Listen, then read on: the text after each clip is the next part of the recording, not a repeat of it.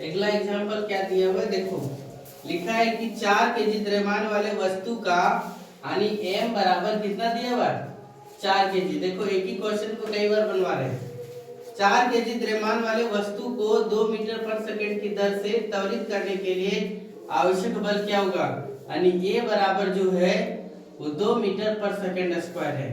तब आपसे पूछा है कि f बराबर क्या होगा, तो हम लोग फॉर्मूला जानते हैं कि f बराबर कितना ma जान रहे हैं।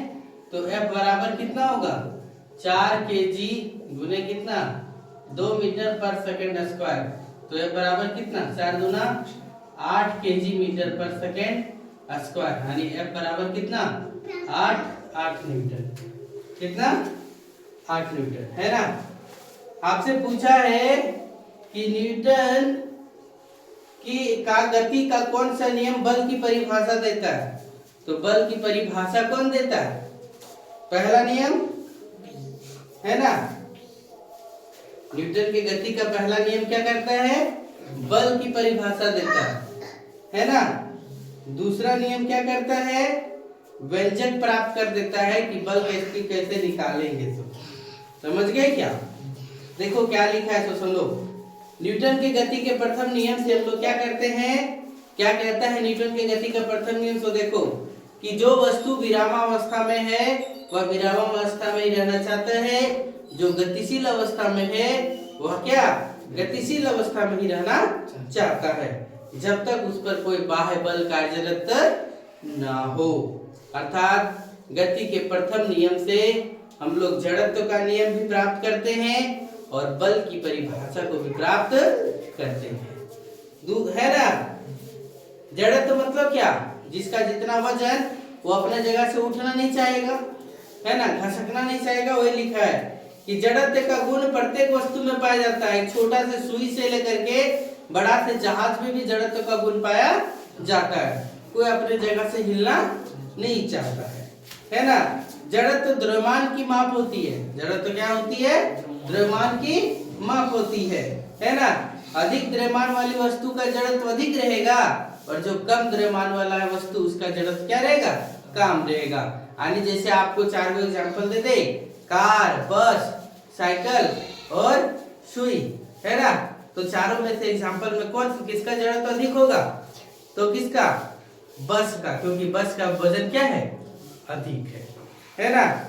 फिर क्या लिखा देखो, द्रव्यमान का SI मात्रा क्या है, केजी है।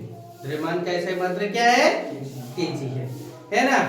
फिर गति का दूसरा नियम क्या बोला, गति का दूसरा नियम। गति का दूसरा नियम क्या करता है, तो किसी वस्तु के संवेग में परिवर्तन की दर को वस्तु पर आरोपित असंतुलित बल के समानुपाती बल की दिशा में होता है। क्या बोला, फिर से देखो, किसी वस्तु के संवेग में परिवर्तन यानी स्थिति में क्या परिवर्तन करने की दर को वस्तु पर जो आरोपित बल असंतुलित बल है उसके समानुपाती होता है, बल की दिशा में होता है। इसीलिए इसमें क्या निकलता है, बल का परिमाप निकलता है, यानी F बराबर कितना ma। बल बराबर क्या, द्रव्यमान गुने क्या, त्वरण। बल का व्यंजक गति के दूसरे नियम से प्राप्त होता है। बल का SI मात्रा क्या है, न्यूटन है। बल का SI मात्रा क्या है, न्यूटन है ना। और न्यूटन बराबर कितना, 1 केजी मीटर पर सेकंड स्क्वायर, है ना। 1 केजी बराबर कितना होता है 9.8 न्यूटन। 1 केजी बराबर 1 केजी भार बराबर कितना होता है 9.8 न्यूटन, है ना। देखो फिर देखो गति का तीसरा नियम। गति का कौन सा नियम, तीसरा नियम। मतलब क्या, तुम हमको मारेगा तो हम भी तुमको मारेंगे। अर्थात प्रत्येक क्रिया के समान क्या विपरीत क्रिया होती है ना। प्रत्येक क्रिया के समान विपरीत प्रतिक्रिया होती है या दो भिन्न पिंडों पर क्या करता है, कार्य करता है। समझ गए। तो ये क्या था, गति बल तथा गति के प्रथम नियम, द्वितीय नियम और क्या तृतीय नियम। बल की परिमाप किससे मिला, जड़त्व किससे मिला, परिभाषा किससे मिला, है ना। इस सब चीज को जाने हम लोग। फिर हम लोग देख रहे हैं कि क्वेश्चनों को, है ना। देखो क्या बोला है क्वेश्चन, एक क्वेश्चन और है कि 5 केजी के पिंड पर यानी m बराबर कितना है 5 केजी, m बराबर कितना 5 केजी के पिंड पर है ना 200 न्यूटन के बल को लगाने से उत्पन्न त्वरण का मान क्या होगा। यानी 5 केजी के पिंड पर 200 न्यूटन यानी बल जो लगा है F बराबर कितना 200 न्यूटन लगा है। कितना लगा है 200 न्यूटन लगा है ना। को बल को लगाने से उत्पन्न त्वरण का मान क्या होगा यानी A बराबर वाट है ना।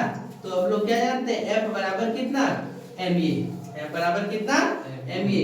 तो F बराबर कितना हो गया यानी यहाँ पर M कितना 200 बराबर कितना F 5 केजी गुने कितना A। तो A बराबर कितना हो गया है ना 200 बटे कितना 5 40 है ना। यानी A का मान कितना मिल गया इसमें देखिए A बराबर कितना 40 मीटर पर सेकेंड स्क्वायर। ठीक है। इसके बाद देखो क्या लिखा है सो क्वेश्चन फिर अगला एग्जांपल क्या लिखा है कि 6 केजी की वस्तु में 4 मीटर पर सेकेंड स्क्वायर त्वरण उत्पन्न करने के लिए कितनी बल की आवश्यकता होगी।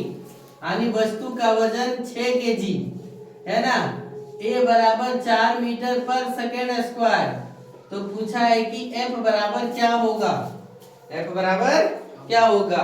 तो हम लोग जानते हैं फॉर्मूला F बराबर कितना MA यानी कितना F बराबर कितना 6 गुने 4 F बराबर 6 चौक 24 न्यूटन डायरेक्ट लिख दिए। यहाँ पर आ जाएगा केजी मीटर पर सेकेंड स्क्वायर।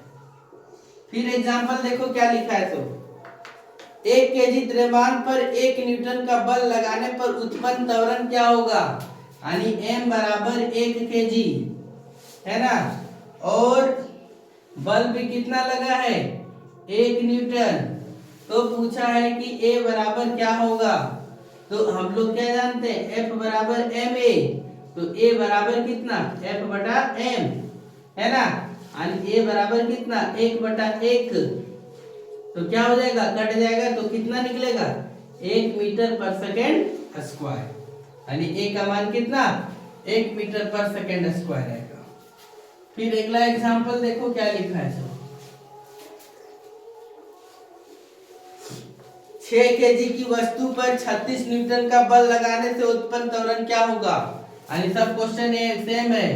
M बराबर कितना 6 केजी, M बराबर कितना 6 केजी और जो बल लगा है F बराबर कितना 36 न्यूटन। कितना लगा है 36 न्यूटन। तो A बराबर क्या होगा। तो F बराबर कितना MA।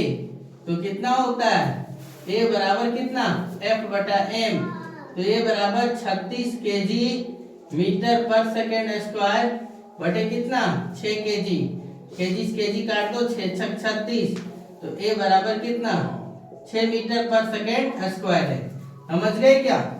फिर एग्जांपल है अगला क्वेश्चन देखो कि 3 केजी द्रव्यमान की वस्तु पर 12 न्यूटन के बल लगाने से उत्पन्न त्वरण क्या होगा। यानी M बराबर कितना दिया हुआ है 3 केजी। M बराबर कितना 3 केजी दिया हुआ है और द्रव्यमान की वस्तु पर 12 न्यूटन का बल F बराबर कितना लगा हुआ है 12 न्यूटन।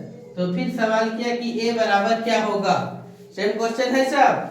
तो A बराबर कितना F बटा कितना M यानी कितना 12 बटे कितना 3 12 केजी मीटर पर सेकेंड स्क्वायर बटे कितना 3 केजी कट गया 3 चौक 12। ये बराबर कितना 4 मीटर पर सेकेंड स्क्वायर होगा। तो इस प्रकार से क्वेश्चन बनाओ।